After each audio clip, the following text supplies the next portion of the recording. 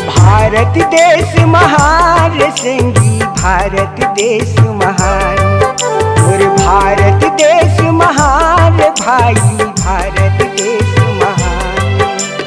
लहर लहर लहराए तिरंगा, फहर फहर फहराए तिरंगा, ये तो हिंदुस्तान संगी, भारत देश महान। और भारत देश महान संगी, भारत देश महान। और भारत देश महान भाई, भारत देश महान।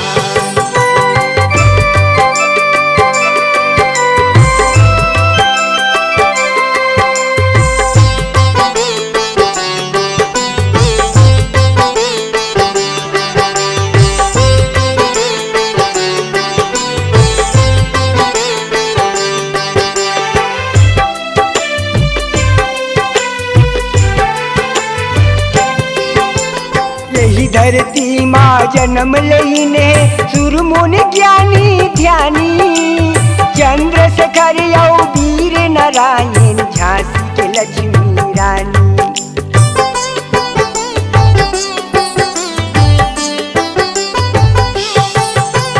यही धरती माँ जन्म लईने सुरमुनि ज्ञानी ध्यानी, चंद्रशेखर और वीर नारायण, झांसी के लक्ष्मी रानी।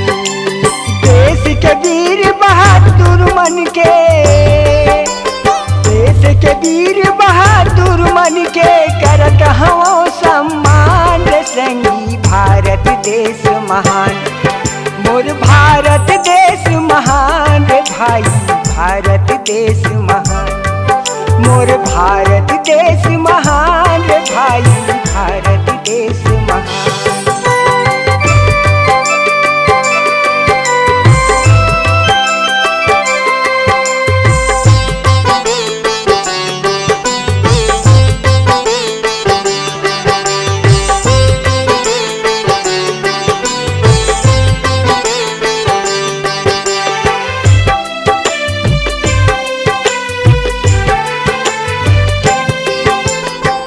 भारत माँ जन्म लईने राम कृष्ण बलधारी, सती सावित्री सती कौशल्या, सती सीता महतारी।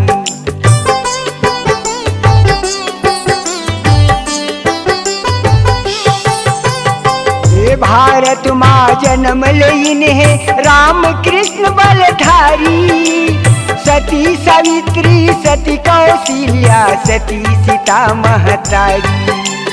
आदि शक्ति जग जननी सीता के, कौशल्या महतारी सीता के, करत हूँ प्रणाम रे संगी, भारत देश महान।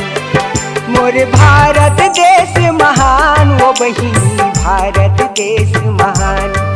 मोर भारत देश महान, वो दीदी भारत देश महान।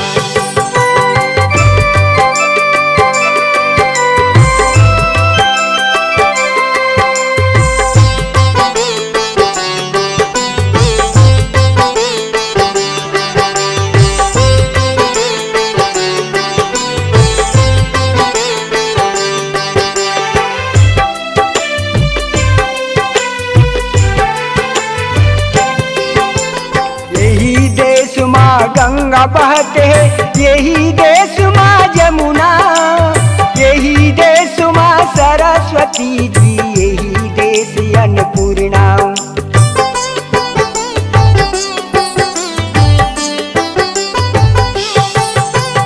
यही देश माँ गंगा बहते है, यही देश माँ जमुना, यही देश माँ सरस्वती जी, यही देश अन्नपूर्णा। यही देश माँ हीरा मोती, यही देश माँ हीरा मोती, सोना के हवे खदान संगी, भारत देश महान। मोर भारत देश महान, वो दीदी भारत देश महान। मोर भारत देश महान संगी, भारत देश महान। मोर भारत देश महान संगी, भारत देश महान। मोर भारत देश महान संगी भारत देश